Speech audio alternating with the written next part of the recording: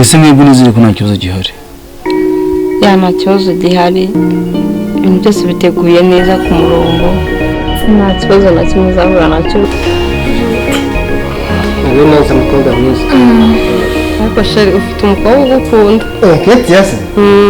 Uzi ko yari yanze kuryama atakubonye? Reka. Shaho wivuga gutyo.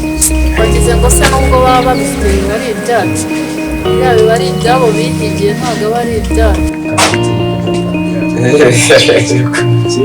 Ntabwo utajya sana urabona ko ibanga mu rugo mwana ari so. Ntabwo ari so ariko niza nkawe ntako bisa. Ubone se ugufunga ipensi gutyo. Mana yanjye uri kutarabona uwo mugabo ubushaka iki? Wabwirwa n'iki Ariko shefite mushiki wanjye hano. Ujye ubona akavuyo agira. Cyane cyane icyo ntabwo. Ntukajye mwihuta. Ndakuranye.